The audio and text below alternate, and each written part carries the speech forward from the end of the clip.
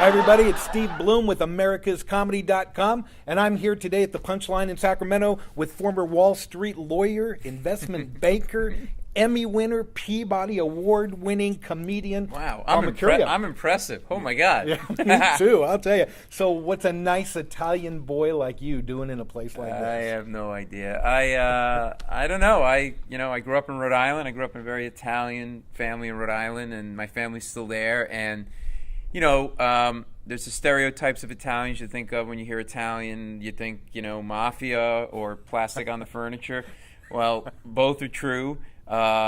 Even the first one, I got my cousins Jimmy and Bobby. They're It's still 1979. It's like John Travolta in Saturday Night Fever up there. Like, it never changes.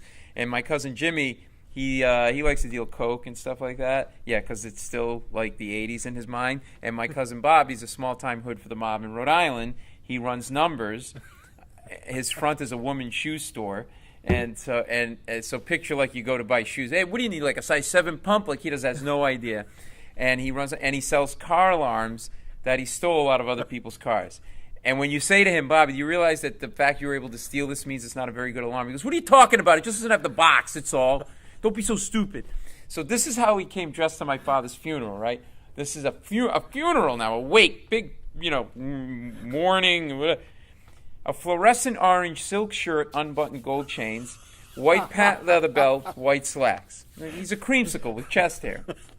White mesh loafers, no socks because it's the summer, but you got to put powder on your feet to keep them dry. But Bobby, being the Guido that he was, put too much powder. So every time he'd step toward the casket, puffs of white smoke would come out of the tops of his shoes. And cousin Jimmy, the coke addict, sniffing at his heels all night. The whole world just turned on its head. So now your story is one of the most interesting that I've ever heard. Mm-hmm. I mean, you graduated from Georgetown University School of Law. Yeah. You're an investment banker, a mergers and acquisitions lawyer first. Right. What? And then you were writing jokes for know. Jay Leno. I know. People look at me like, what happened? Like, I was like, and I'm like, well, look, in law school, I always liked comedy, and in law school I started to come up with these like short film ideas and jokes and things, and I started to keep notes, and so I would like call in sick and take 2-3 days out of work, and I'd go shoot around New York City with my video crew, right? And then one of my films got into the Aspen HBO Comedy Festival, and it was in the short film series, and they had a luncheon for us at John Peters' estate in the Colorado Rockies. So they took us on a horse-drawn sleigh to this guy's house.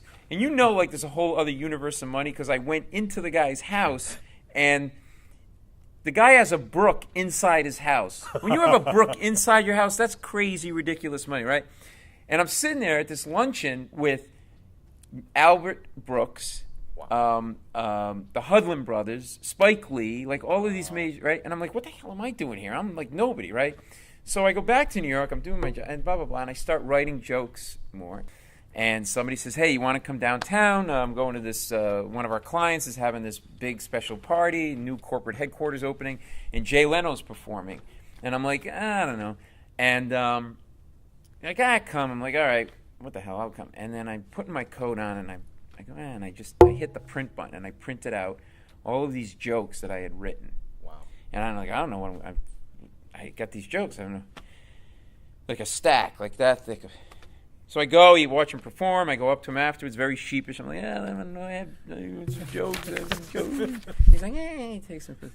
I get like 50 feet away. I walk away, and he goes, hey, come back here. I go, what? He goes, you might want to put your name and your phone number on here so I know how to reach you. Oh, my like, God. I'm like, I didn't even know. Like, I was so nervous. Right here I am, Mr. like Wall Street lawyer guy. And fast forward 2 days later, on Saturday, I come home, and I have messages, pick up the dry cleaning. Your mom called. Jay Leno called. What?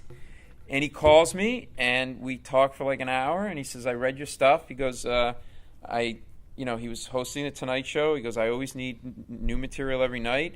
I'll hire you as a fax writer. You email or fax stuff in, and I'll pay you per joke. And I goes, all right, cool. And he goes, well, don't leave your job, whatever. He goes, by the way, what do you do? I go, I'm a lawyer. He goes, I knew it. You started laughing. I go, why? He goes, because your setups are way too long. You're too wordy. And he was right. I was telling him, like, make funny face here, giving him the stage direction, right? So anyway, So now, a week later, he calls me again to tell me he's going to do one of my jokes on the show that night. And I say to him, why the hell are you calling me? I'm nobody. Don't you have an assistant? He goes, I like to keep in touch with the comedians. Wow. He does that joke that night, and it was $50 he paid me for that joke. It was the most powerful thing that ever happened to me, right? So the reason I mentioned that I was working on these big merger deals is you think, for an Italian kid from Rhode Island where his parents didn't go to college, I'm working on this real heady stuff. That would be, no, this $50 joke. Well, now I'm off to the races. I'm obsessed now. I'm writing. I'm going to deals, meetings with 2 notebooks. One was for the deal, one was for jokes. And I wasn't taking deal notes. I was taking joke notes. And then I'd have to go back and recreate the meeting in my head, and it was a mess. It was just a mess. And he says, Jay Leno says, go try the jokes out in clubs before you send them to me. And the point in all of this is, like, I think some people think my story is like, okay, I woke up one day and said I'm going to be a comedian and walked away. It was a very slow, iterative process that was painful to go through because I started to slowly get more and more immersed in this world and stepping away from the world that I thought I was supposed to be in, that society told me.